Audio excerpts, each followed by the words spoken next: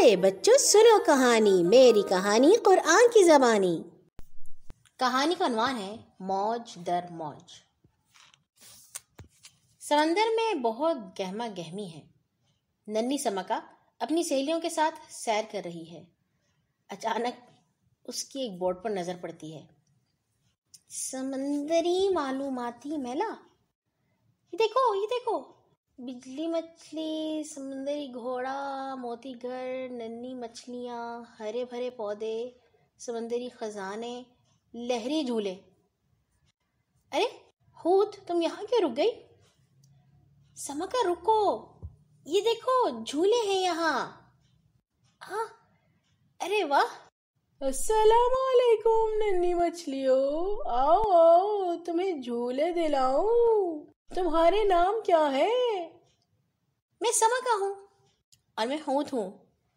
میں نجمہ ہوں، اور میں لولو ہوں، اور میں ننھی ہوں۔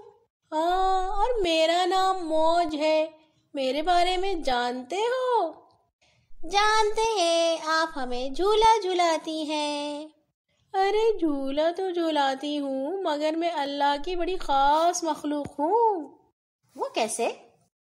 میں ہوں سمندر میں دیوار، ہر سمندر میں بھی نہیں ہوتی، صرف گہرے والے میں ہوتی ہوں، جو دو سمندروں کے درمیان ہوتی ہے، جیسے کم گہرا سمندر اور زیادہ گہرا سمندر۔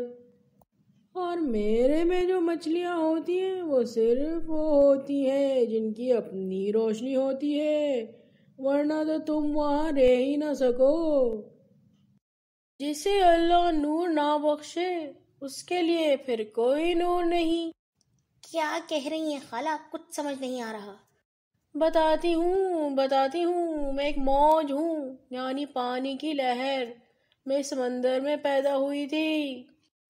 موج خالہ، ہمیں کہانی سننے کا بہت شوق ہے، آپ نے پوری کہانی سنائیے نا۔ جی خالہ، کہانی سنائیے۔ چلو پھر سب یہاں بیٹھ جاؤ، ایک دوسرے کے لیے جگہ بناؤ۔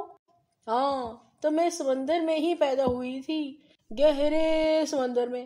ویسے لہریں سمندر کی سطح پر بھی بنتی ہیں جنہیں سب دیکھ سکتے ہیں، مگر میں چونکہ گہرے سمندر میں ہوتی ہوں اس لیے مجھے مشکل ہی دیکھا جا سکتا ہے۔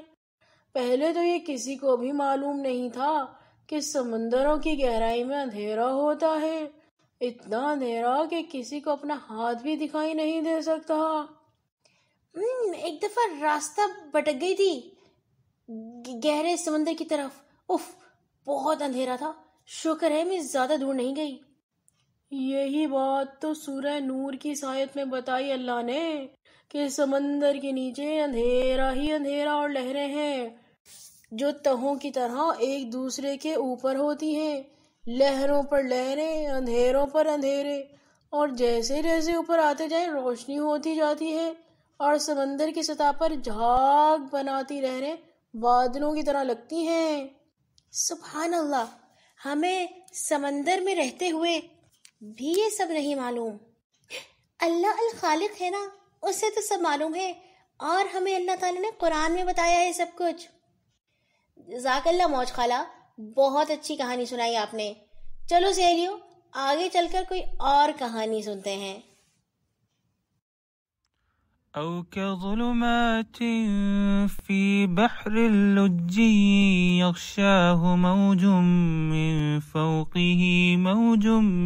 فوقه سحاب ظلمات بعضها فوق بعض إذا أخرج يده لم يكد يراها ومن لم يجعل الله له نورا فما له من نور۔ یا بہت گہرے سمندر میں اندھیروں کی مانند اسے ڈھانپ لیتی ہو، ایک موج، اس کے اوپر ہو ایک اور موج، اس کے اوپر ہو بادل، اندھیرے ہی اندھیرے ہیں ایک دوسرے کے اوپر، جب وہ اپنا ہاتھ نکالتا ہے تو اسے بھی نہیں دیکھ سکتا، اور جس کو اللہ نے ہی کوئی نور عطا نہ کیا ہو تو اس کے لیے کہیں کوئی نور نہیں ہے۔ مگر موج خالہ، یہ اللہ تعالیٰ نے کیوں قرآن میں موج کی بات کی ہے؟ سمندر اور لہروں کی؟ ہاں پیاری مچھلیوں، اللہ تعالیٰ نے یہ بات اس لیے کی ہے تاکہ سب کو پتہ چلے اللہ تعالیٰ ہی بنانے والا ہے، اسی لیے تو اسے پتہ ہے۔ جو لوگ کہتے ہیں اللہ تعالیٰ نے یہ دنیا نہیں بنائی، انہیں پتہ چل جائے۔ اور پھر اللہ تعالیٰ نے یہ بتایا ہے کہ جو شخص اللہ کی بات نہیں مانتا، اس کا مطلب ہے وہ اندھیرے میں ہے، اتنا اندھیرا جتنا سمندر کے نیچے ہوتا ہے، جہاں موجیں اور اس کے اوپر موجیں ہوتی ہیں۔